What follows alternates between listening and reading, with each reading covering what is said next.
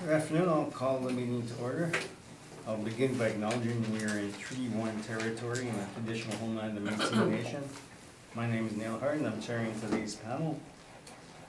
With me are Cynthia Stevens to my left and Brent McIntyre to my far left. The assessor today is Jennifer Martins and the recording secretary is Michelle Neepin. We'll be hearing applications for revision of the assessment rule in accordance with the municipal assessment. The matters for which revision is requested have been described in each application and will limit discussion to those matters. The statements that the applicants or assessor make this hearing are sworn testimony and anyone speaking to the matters must be sworn in. Be advised that the comparisons of assessments of properties are not considered evidence of market value by the board. The board is appointed annually by council and is independent of it in the city administration. It makes its decisions on the basis of the evidence provided at this hearing and issues a written order that will be mailed to all parties as soon as possible. Please note that the board's decisions with respect to an application may be appealed to the Manitoba Municipal Board if the matter pertains to assessed value or classification, or to the Court of King's Bench if the matter pertains to the application of exemptions from taxation. Should you wish to appeal, information on how to do so will be included with the board's order. With respect to the hearing process, I will confirm the matters to be addressed with each applicant following a swearing in. We will then have the assessor's testimony followed by questions the applicant may have, and then the applicant's testimony followed by questions. Each side will have an opportunity to summarize if they wish. Once all the evidence about an application will be brought forward, the applicant may leave. The process will repeat for each item on the docket today. The session will close after all the applications have been heard, and the board will deliberate in private and make its decisions. You will receive the order by registered mail as soon as possible. As information, all public hearings are live streamed, recorded, and will be part of the public record, hopefully. Do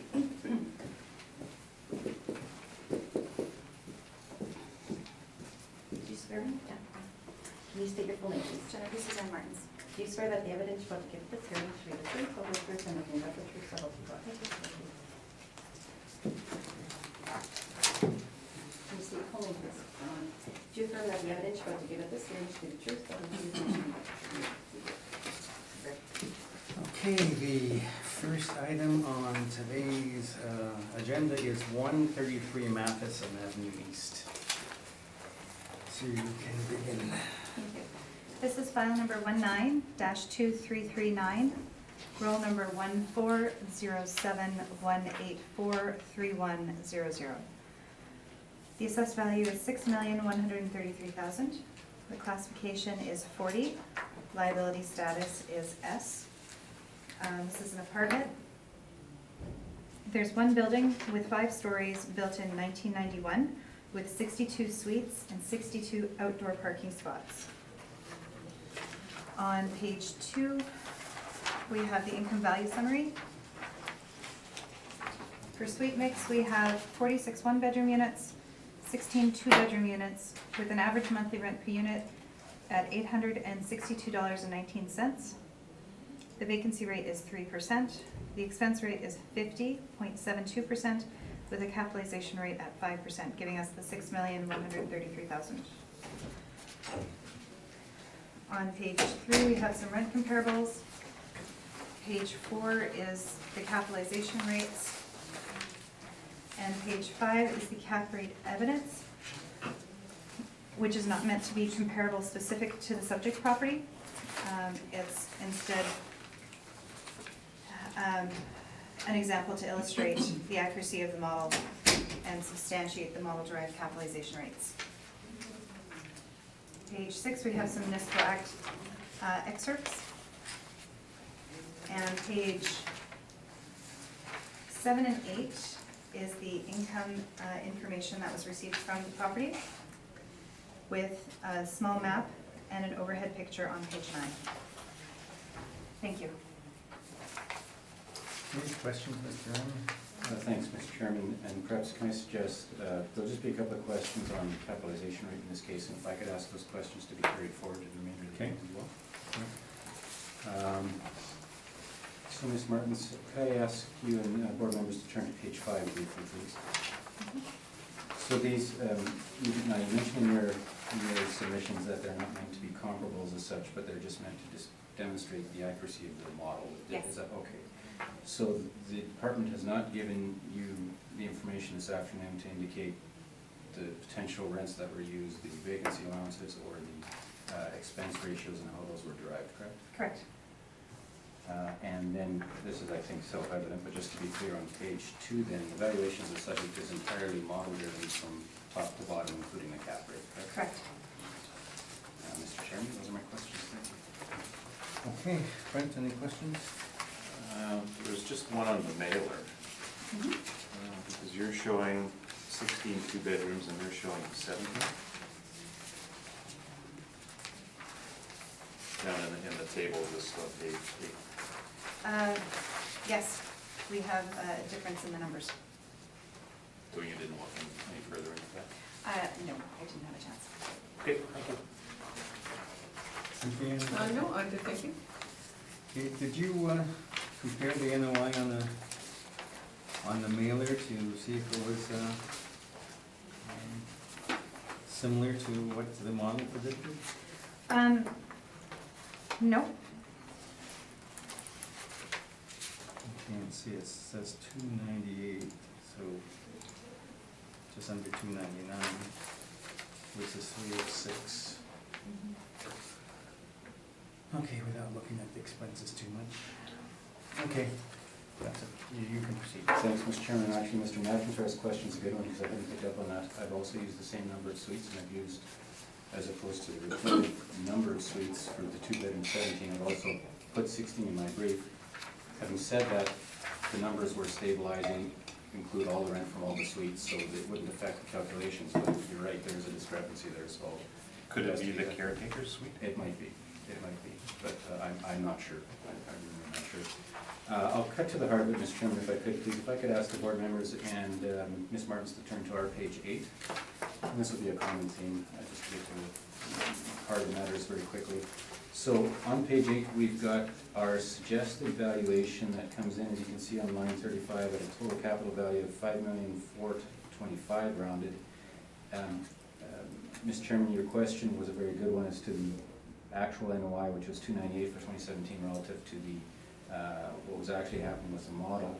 I can say, however, that if you look at our line 33, the net operating income that we are calculating is actually remarkably close to the model-driven NOI, and we're actually $5,000 higher. The reason for that, the primary reason for that, if you look at our line 27, the repairs and maintenance expense we've stabilized at $88,790, because in 2017, the amount, as you can see on the chart, there was $136,000, almost $137,000, which struck me certainly as being on the high side. So what we've done is we've excluded that higher amount, and we've used the 4-year average between 2013 and 2016. That then stabilizes at the amount you see there, $88,790. $88,790 based on my suite count, not the higher suite count, but my count is equals $1,432 per door. So at the end of that whole process, we're actually just a touch higher than the department in the net operating income, and the difference then, of course, relates to capitalization rate. So, and again, Mr. Chairman, if I could ask that my comments about the capitalization rate study be carried forward, and then we'll go through this in a little more detail at the front end. So if you could, board members, if I could ask down Ms. Martins to turn to our cap rate study. On page 1, the conclusions that we've come to in our capitalization rate analysis are listed in that chart on page 1. The subject property was built in 1991. So in 1991 is the second from the bottom category of 1980 and 1997, where we're suggesting a cap rate of 5.75% in that in this case. So the crux of our data, I could then ask the board and Ms. Martins to turn to page 3, please, which is our chart. And I believe, I'm happy to go through what's behind, what underpins this chart in as much detail as the board would prefer, but I would assume that all the board members and Ms. Martins have heard this before, so I'll keep it reasonably high level, but again, happy to answer any further questions. As you can see on the chart on page 3, the cap rates range from, at the very low end, as you might expect, one of the newest properties on the list, 333 Ward, with a cap rate of 5.13%, up to a high of 6.75% for 512 Balmoral, and the ranges, all the rest of them were sort of in between that range. So the average cap rate that we've got there is 5.91%. The average of the newer builds, which is, we define as 2006 and newer, is 5.38%. And the cap rates for 66 to 74 vintage buildings is 6.15. Based upon the data that we've got here, we've, as I say, we've categorized it using that chart on page 1. And in the case of the subject being 1991 age, we're suggesting that it would fall right within that range of 1980 to 97 at 5.75%. Everything behind this, the volume behind that chart relates to the evidence and support of the numbers on that summary. But it's essentially, that's the methodology that we've used to come up with 5.75%. So in this case, when we go back then to page 8 of our materials, applying the 5.75% suggested cap rate to our calculated NOI of $311,910 is the value of $5,425,000. I do have some very brief rebuttal. I'll be very brief because Ms. Martins has been forthright in her answers concerning the department's capitalization rate chart that they provided. This is for all the files plus the board rules.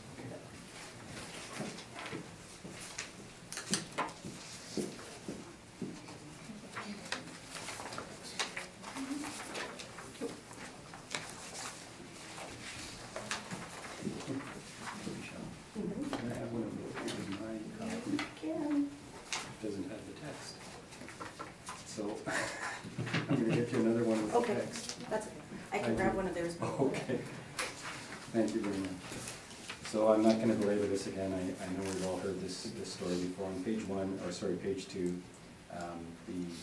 there was, appears to be some of these properties were purchased in the department's summary that they've given, that purchased with intent to renovate, and we suggest that could certainly lead to some questions as to whether the cap rate, indicated cap rate, would be appropriate. And in the case of the last point, number 5 there, 333 Ward, that's actually the same property that we're using in our cap rate study where we derive a cap rate of slightly higher cap rate of 5.13%. So with that, again, I'd ask the board to carry forward that information, and we're suggesting a valuation based on 5.75% at a capital value of $5,425,000. Thank you. Questions?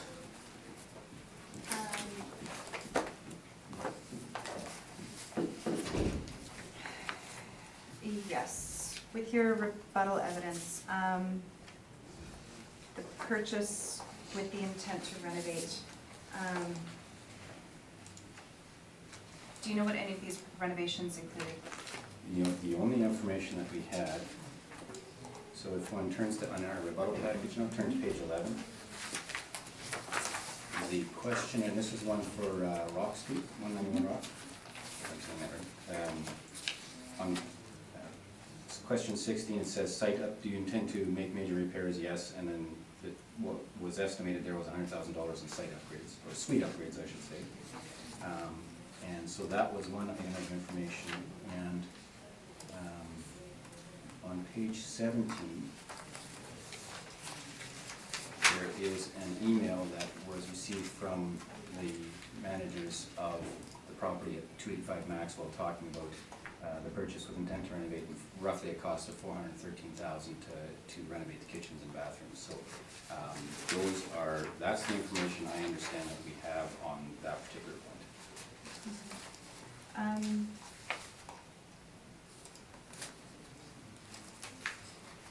When we're looking at major renovations, are you considering that $100,000 of renovations on a $3,725,000 property as a major renovation that would?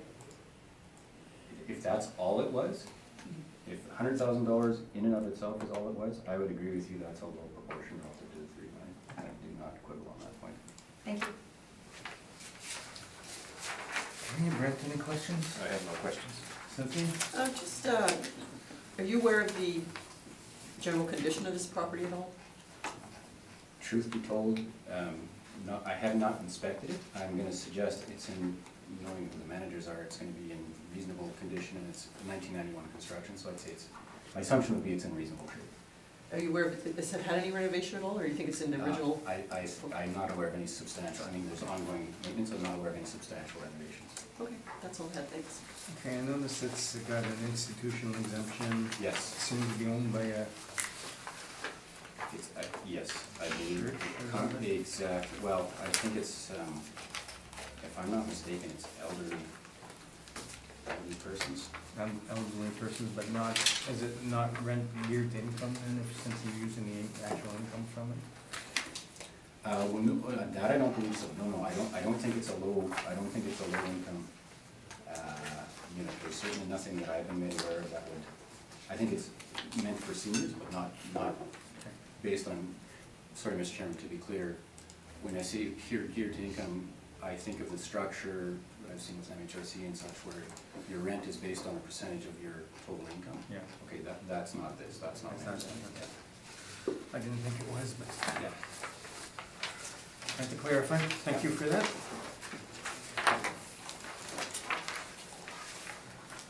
Uh, 188 Ambrose.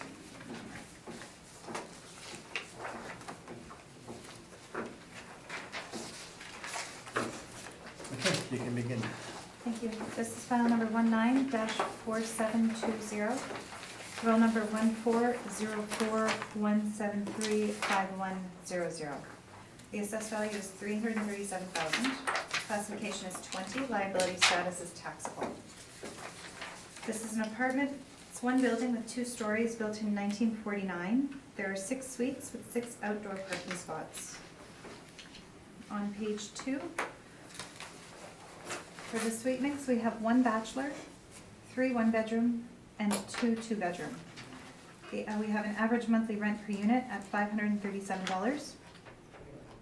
We've applied a 3% vacancy, a 56.86% expense rate, and a 4.8% cap to give us the $337,000. On page 7, we have the income and expense information.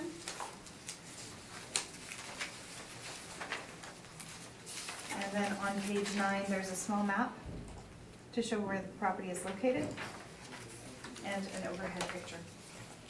It's difficult to see this one. It's the shorter one that is tucked behind the big building.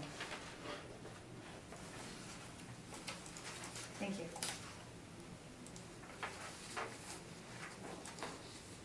Okay, any questions, Mr. Ryan? Thank you, Mr. Chairman. In Ms. Martin's just to be clear, on page 2, the valuation of the subject is model-driven, top to bottom, right from potential rent down through the cap rate. This is, And no reference or overrides based on the actual performance. that's correct. Mr. Chairman, if I could ask the questions asked and answered on cap rate, thank you very much. Yep. Okay, Brent, any questions? Have you inspected this? No, I haven't. Are there any notes that say, indicate any work's been done? Or is this a 1949 building? I didn't see any notes that would indicate that extensive work had been done. That was my only question. Okay, thank you. And the lower cap rate is, I know it's model driven, that's likely the size of the property? Yeah, okay. Okay, that's all I had, thank you. Okay, you can proceed there. Thanks, Mr. Chairman. If I could ask the board members, Ms. Martin's to turn to our page 8. So actually, in this case, our NOI calculation is a wee bit lower than the department's model-driven, and that's not though because of, usually it's the case because of an expense ratio difference, or expenses calculated differently. In this case, however, it's actually the top line, the potential rent, where we are, or sorry, the effective gross income, where we're actually lower than the department. As you can see on, starting at line 3, our potential market gross rent, we've got the 3 years leading up to the reference date, and we've applied a stabilized amount of $34,209. That's represented by the 2016 actuals. There was a dip in 2017, but we've applied the higher amount as was in place for 2016, reflecting a degree of optimism that on a go forward, perhaps they would need to give the same level of discounts or essentially achieve that income stream in short order. And then we've applied a 3% vacancy allowance consistent with the market allowance applied by the department. And we've added back in laundry and parking. So as you see at line 13 then, using those figures as a framework, our effective gross income is $34,317, which is about $3,000 lower than the department's model-driven EGI. Now, on our expenses, if you skip to line 27, we have actually,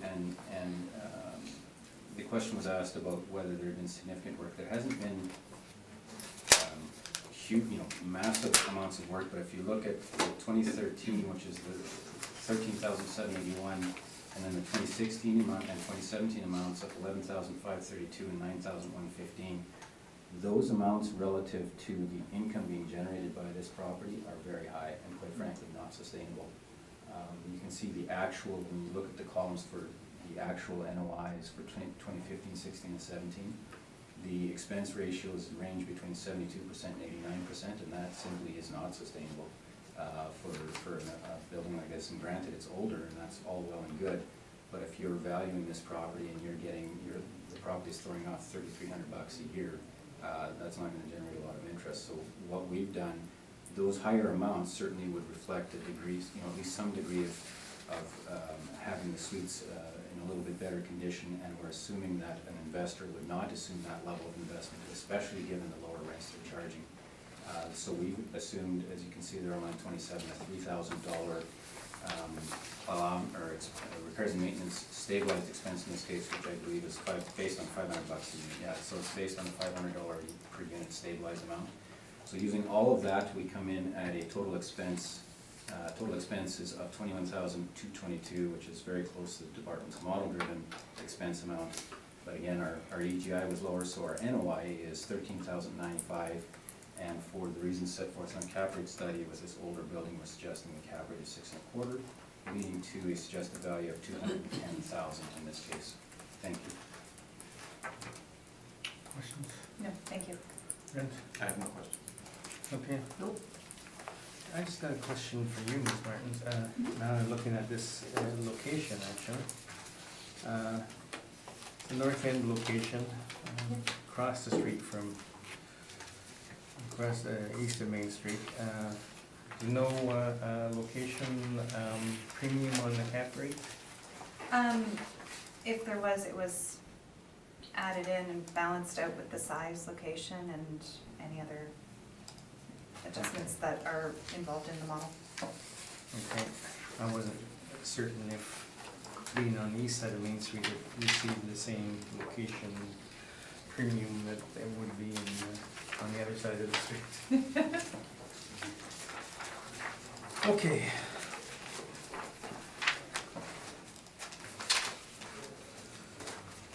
And next door, 192 Anderson.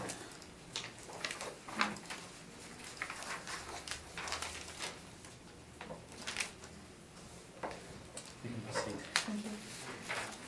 This is file number 19-4722, roll number 140417371100. The assessed value is $911,000. Classification is 20 and liability status is taxable. This is an apartment with 3 stories, built in 1958 with 18 suites and 5 outdoor parking spots. On page 2, the suite mix shows 6 bachelor units and 12 one-bedroom units, with an average monthly rent per unit at $513.87. We've applied a vacancy rate of 3%, an expense rate at 56.86%, and a capitalization rate at 5.1%, giving us the $911,000. On page 7 and 8, we have the income information that was received by the department, and on page 9, we have the map showing location and an overhead shot. Thank you. Any questions? Thanks, Mr. Chairman. Ms. Martins, again, model-driven top to bottom. Model driven, yeah. And without reference to the money that was actually being received. Yeah. And, Mr. Chairman, questions asked and answered, please, on cap rates. Thank you. All right. Brent, any questions? I have no questions. I'm good, thank you. Again, okay, it's next door, second owner. All right, you can proceed. Thanks, Mr. Chairman. Page 8, please. This is almost a rerun of the prior case in terms of what's at issue. So and I'll skip right to it, on line 13, our effective gross income, based on the performance of the property leading up to the reference date, is $98,422.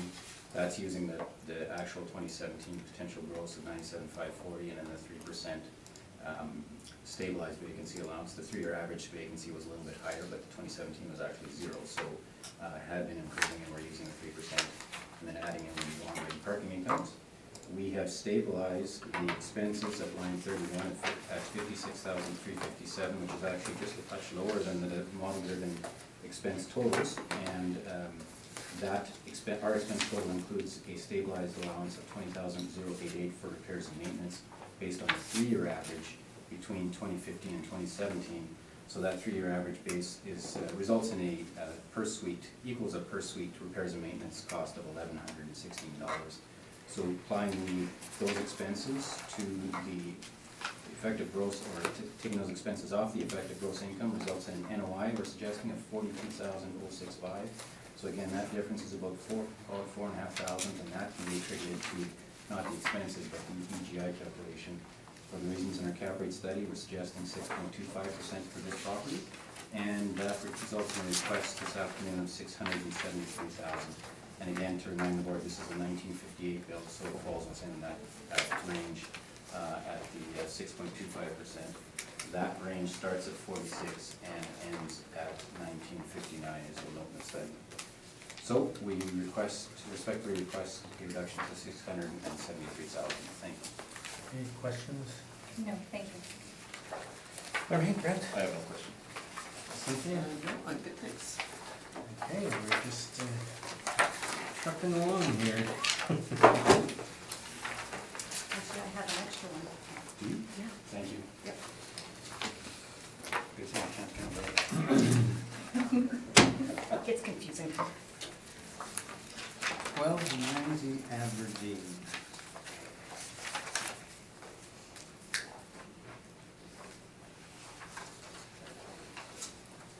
You can proceed. This is file number 19-2355. Roll number 141-001-23550. Assessed value is $695,000. Classification is 40. Liability status is S. This is one building with 2 stories, built in 1965. There are 18 suites and 34 parking spots. On page 2, shows that these are, all 18 suites are bachelor suites with an average monthly rent per unit at $462.13. We've applied a 2.4% vacancy rate, 58.64% expense rate, 5.8% capitalization rate to give us the $695,000. If we look on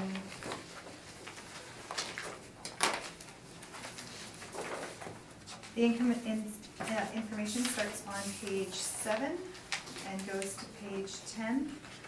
And if you look on page 11, we've got the map up at the top, and then we've got 2 pictures. The one kind of shows the layout. It's the 4 different properties that we're dealing with today. And this one is the one with the red dot in the middle picture. And that's a close-up of it below there? Yes. Well, sort of. Sort of a close-up. Closer than the other shot. Yes. Thank you. Okay, questions? Again, Ms. Martin's model-driven top to bottom, including that. Yes. Mr. Chairman, if I could ask the cap rate questions asked and answered, thank you. Okay, Brent? Page 10, again, the number of suites, they're showing 12 bachelor plus 2 renovated, and the city is showing 18. Yes. Any reason for that? or- Not that I'm aware of. Okay, that was my only question. Cynthia? No, I'm good, thanks. Okay, so this one, is it rent geared income? I'm not 100% sure on which of these buildings have which kind of framework with their finances. Yeah, I think I've heard past appeals on this complex, and there was kind of a mixed bag in there, if I remember right. This one for, under revenues on page 9, under grants and donations, it looks like it, Well, oh wait, yeah. it looks like there isn't anything under grants and donations. Okay. To the extent it helps define the issues, Mr. Chairman, we're using the same potential gross market rent that the assessor is suggesting. I have more to say about that in a second. Okay. All right, thank you on that. So then you can proceed. Thanks, Mr. Chairman. Page 8, please.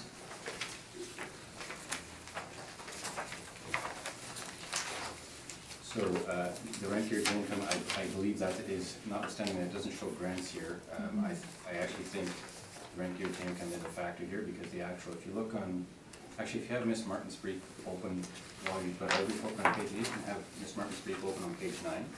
This is the chart that's got actually the different addresses. What we're dealing with right now, yeah, this is the 1290, so it's the middle column.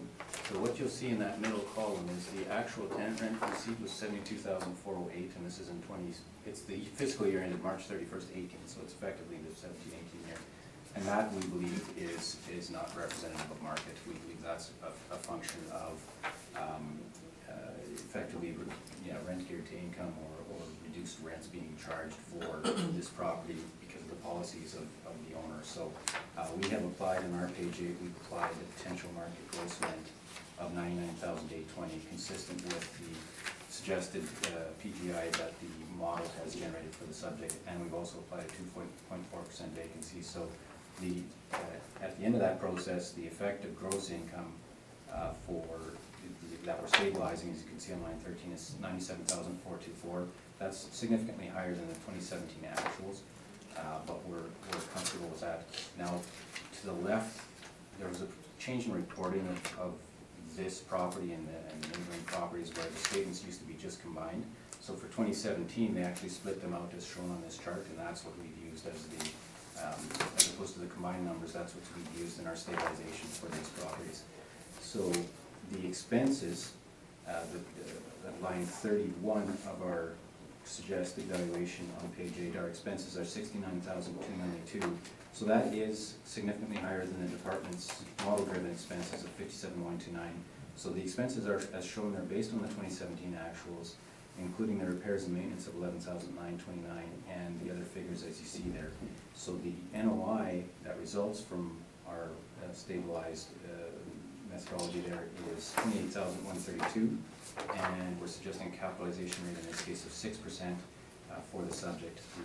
Just to remind the board, the construction here is 1965, so 6%, that falls within the, in our chart within the 6% guideline, and that results in a capital value of $469,000. So our request is to reduce the assessment this afternoon to $469,000 for those reasons. Thank you. Any questions? 71.1% seems to be a fairly high expense ratio. Are there other issues with the property that? So the utilities certainly are what they are, and I think the other expenses are fairly self-evident. The taxes that we've applied, we note that the actual taxes shown for 2017 are $5,582. We've applied the fee simple taxes of $84.41 based upon a code 20, an assumption of a code 20 if the property were to trade in the marketplace. So that is one difference. Okay. Now these suites though are typically, when you've got the very high expense ratio, then you'll look for repairs and maintenance expenses that weren't inordinately high, but the expense, I note that the $11,729, that equals a rate of $651 per door, which is actually very much on the low side and more reflective of the fact that the property is not generating, because of their policies, it's not generating a lot of income. And so we believe it is, I'm agreeing with you, Ms. Martin, 71% is higher than than one would normally expect to see, but these expenses are site-specific and I think are fairly presented. Thank you. Okay, Brent? Just one question, the building's age is 1965, any renovations to it? Or is it in original condition? My quick answer would be there's no substantial renovations that I am aware of. So I would say maintained but not refreshed or renovated in the sense that it's, had been redone top to bottom, not that I'm aware of. Okay, thank you. Cynthia? I'm good, thank you.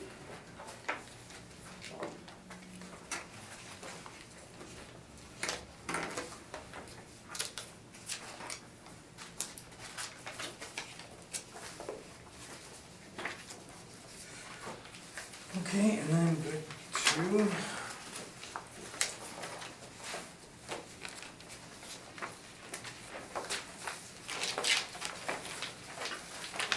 So 1286, I believe.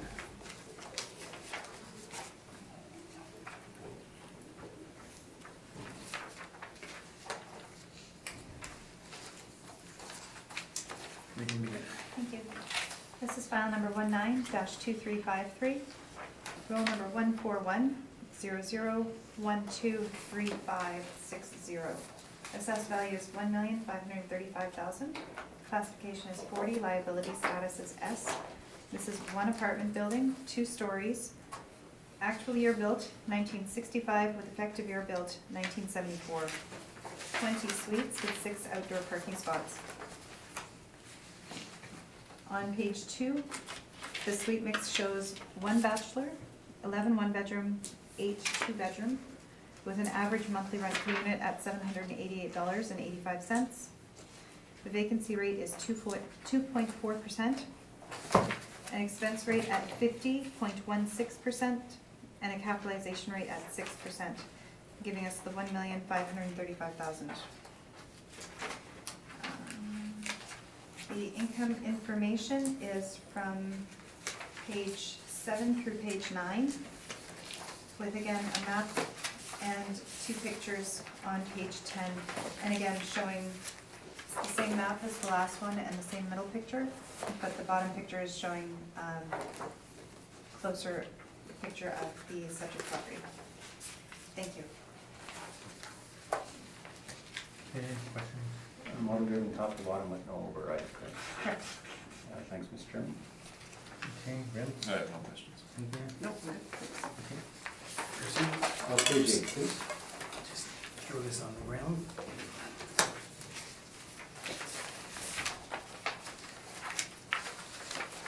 So in the case of this property, same ownership as the property we just heard, if you go to line 13, our effective gross income is actually a touch higher than the department's in this case. We're suggesting an AGI of $194,000. The model had produced a value of just under $185,000, so we're about $9,000 higher. However, if you go to line 31, and this is again a common theme, our expenses certainly are a lot higher as well. We're suggesting, based on the performance of the property specifically in 2017, with that segregated income expense information for just this building, the expenses we're suggesting are $122,839, and that results in a suggested NOI, as you can see there, line 33 of $70,251, and capitalized at 6%, being the age bracketing. I do note in this case the department's got the original age of, I think it was 1965, and a variant age of 1974, so I'm going to suggest that there has been some work to, presumably to justify that variant age that is slightly newer. So our suggested valuation is $1,171,000, using the 6% rate, and the The expenses at $126,839, they are reflecting what was going on in 2017, as you can see, for the utilities and the expenses there. What we have done again on the real estate taxes is we applied a fee simple, based on a presumption of a fee simple code 20 tax level of $14,959, and that then results in a slightly higher taxes for that we've stabilized in our calculations. Thanks, Mr. Chairman. Questions? No, thank you. Brent? I have no questions. Cynthia? Thanks.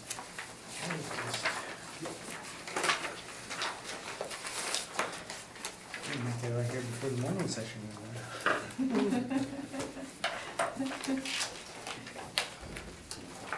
1280 Aberdeen.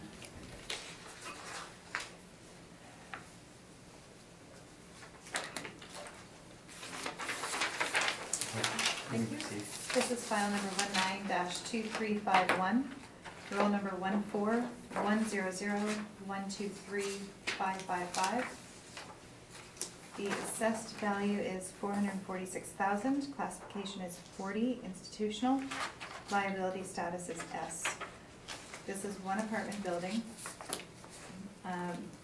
built in 1965 with 11 suites and 21 outdoor parking spots.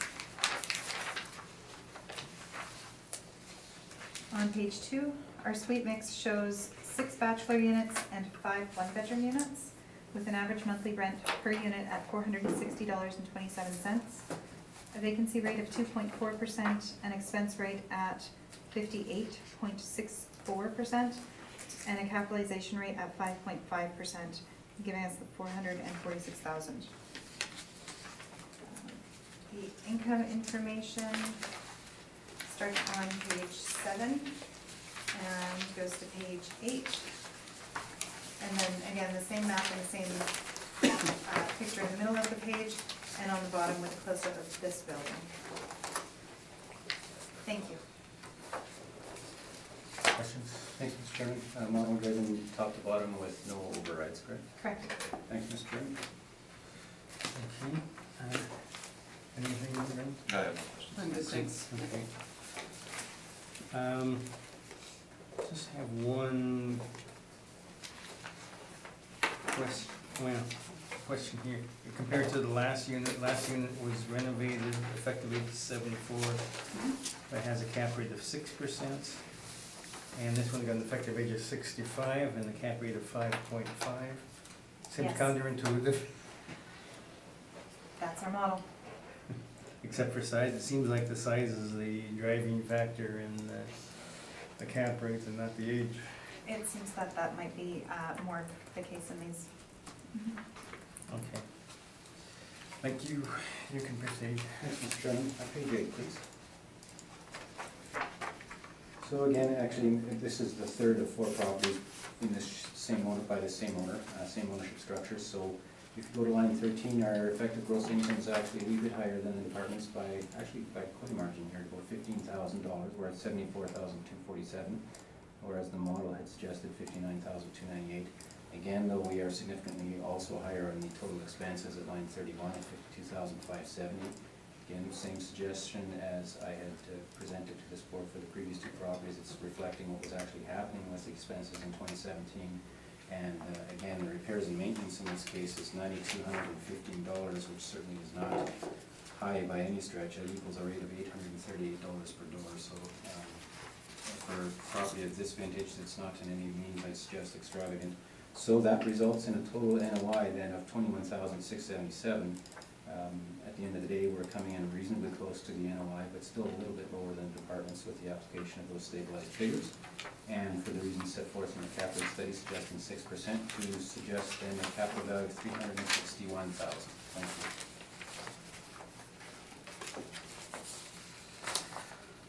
I just wrote down the wrong NOI for the city.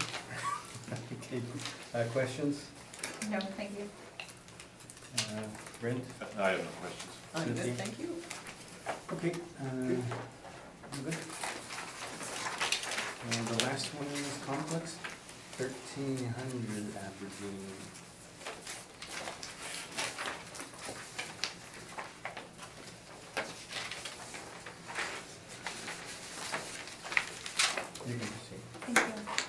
file number 19-2359, roll number 14100123545.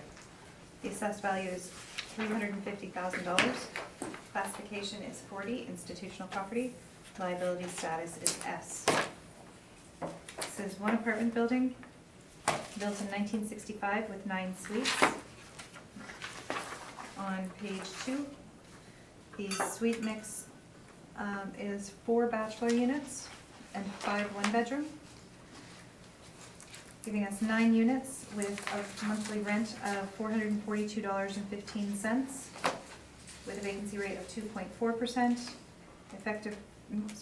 expense rate at 58.64%, and a capitalization rate at 5.5%, giving us the $350,000. Our mailer information is page 7 to 9 with the pictures on the back. Thank you. Thanks, Mr. Chairman. Again, model driven, top to bottom with no overruns. Correct. Thank you, Mr. Chairman. Brent? I have no questions. I have my none either, thank you. If I can just turn to your page 9, they show a total of 13 units, including the 2-bedroom. Do you know why that might be? Is it? Not clear. Okay. All right. Thanks, Mr. Chairman. Page 8, please. That will, actually, I'll be able to, not explain that discrepancy, but explain what it means when we're evaluating the subject, I suggest. So if you go initially to our line 3, the potential market gross rent, and I was caught off guard by this too, actually, because in this case, our PGI is $74,037 based on 2017 actuals. That's far higher than the model driven PGI 47,752. So we're using the actual in this case. It's a lot higher, and I do believe it's based on that higher suite count. So if you skip down a few lines to line 13, our effective gross income after adding in for parking and taking off, in this case, there was an exceptionally high vacancy rate in 2017, but we've stabilized at 10%. But this still comes in at an effective gross income of $75,654, so that's again very substantially higher than the model-driven suggested EGI of $46,606. Then though, if you go down to line 31, and this all, it all sort of makes sense when you look at our expenses are also higher at $59,625, but that's for the same reasons as the EGI and the potential gross is higher. It's because of the higher number of suites. And the total expenses, again, we believe fairly reflects the performance of the property, specifically in 2017. And that results in an NOI at the end of all that of $16,029. So in spite of the fact that we've got a substantially higher EGI, we also do have the higher expenses, and that then works out to an NOI that's remarkably close to the model, but still about $3,000 less. And again, for the same reasons we've presented in our cap rate study for this vintage, we're suggesting a 6% capitalization rate in this case, which leads to our request of $267,000. Thank you. Questions, Ms. Martin? Surprised to see a 78.8% expense ratio on a property that is still essentially on the market making money.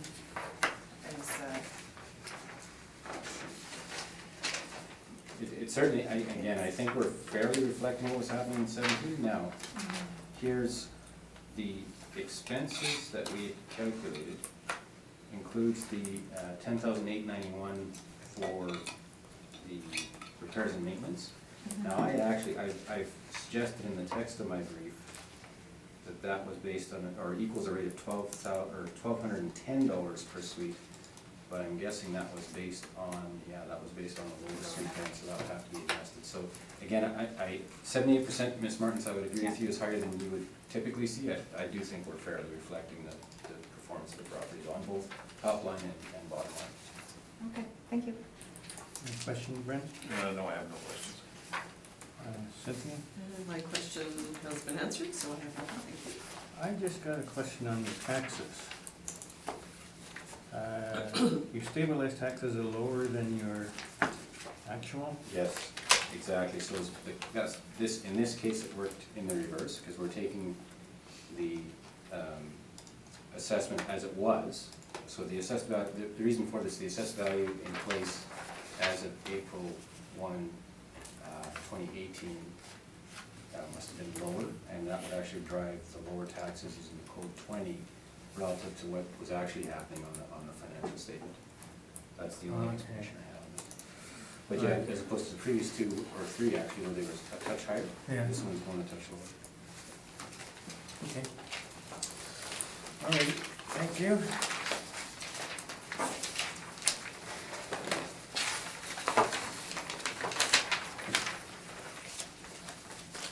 And our last property, 1180 McPhillips.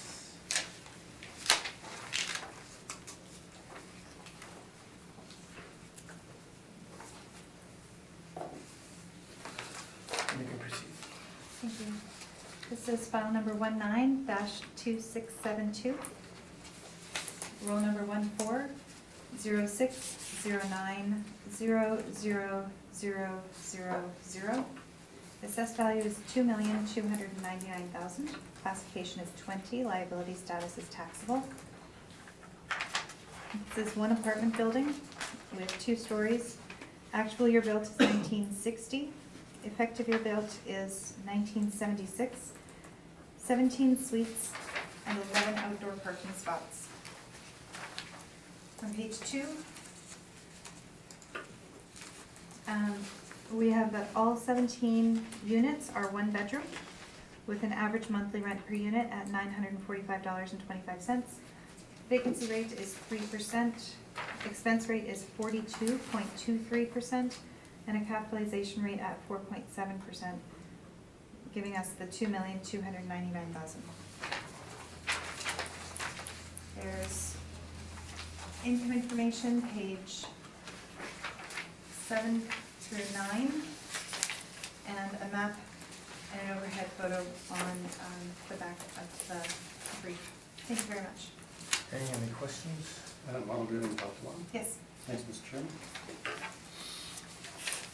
Questions, Brent? No, I have no questions. Cynthia?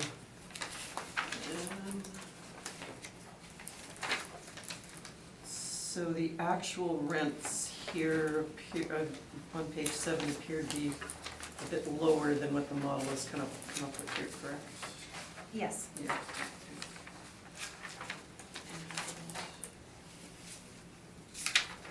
Again, 65, so you've got an effective age of 76, or 1960 and 76. Are you aware of anything that's gone on here, or I couldn't see what it was in the notes, but there must have been some something type of happened? Yeah. renovation at some point in the past.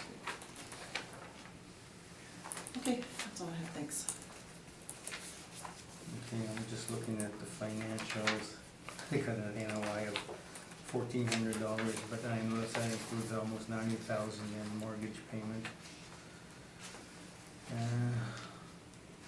Anything else in there? So they appear to have a little bit over 91,000 or so in terms of, just on a quick glance. Okay, thank you. Thanks, Mr. Chairman. Page 8, please. So in this case, I can advise that this was a property that wasn't, there's a reason for the variant age. The property was in fact, it was purchased in 2013 for just over $1 million, $1,050,000, but it was then renovated.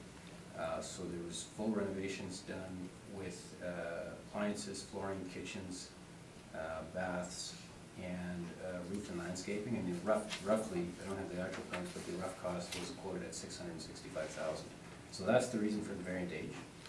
Now, the really important point, though, that I'm going to suggest to this board, and Ms. Stevens picked up on it actually, this was all, it was completed by the end of 2014, all the rentals, all the rehab was done. So then it was starting to lease up again. So if you look at our page 8 in 2014, the reason for the PGA being 38,882 was effectively they, after the purchase, they were clearing people out to get the rehab done, and then they filled it back up again. But what's happened with, unfortunately, it's that things haven't been working out quite as well as the owners had hoped. And if you look at our line 2, there are discounts that have had to have been applied to the rents in order to achieve the rents that, even the rents that they have in place there. So at the end of that process, on our line 3, the potential market gross rent that we're suggesting is $171,363.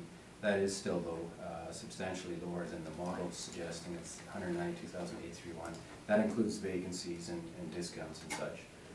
Then when you add back in the laundry, parking, and miscellaneous income, on line 13, our EGI is $179,815, which again is still about $8,000 less than the model rate. This is all, though, and again, I've stressed this, it's all post-renovation. Like, the renovations were all done by the end of 14, so this represents truly the income stream that the owner is able to achieve for the renovated asset. Then if you look at our expenses, our total expenses, line 31, our suggested is $87,739. That's based on the stabilized amounts you see there for the subject, and includes, on the repair and maintenance side, it includes $22,069 for repairs and maintenance. And just to clarify, that is, it's always in the text of our brief, but that's based upon the 3-year average between 2015 and 2017. Pardon me, and that equals a rate of $1,298 per suite. So with that all in mind, our net operating income that we show at line 33 is $92,076. That's, I think, Mr. Chairman, very, very close to what you had quickly calculated using the 2017 actuals. So getting there by different methods, but somewhat consistent that way. And then again, for the reasons we've discussed, the 6% capitalization rate given, and I'm assuming the variant age is appropriate, and I don't disagree with it in this case. So just to refresh the board, the variant age is 1976, and that in our chart would indicate the 6% cap rate, resulting in a request of $1,535,000 this afternoon. Thank you. Any questions? No, thank you. All right, questions? Was there any permits taken out? There would have been permits, yeah. This is off the notes I have, but yeah, for sure there would have been permits. Did you look at any permits? No, Because it's not that old, it's not that in the old. renovations. Okay, thank you. Cynthia? Good, thank you. Okay, and I have no questions that haven't been asked and answered, so thank you very much for effective and swift presentations. Thank you all for your time. Thank you.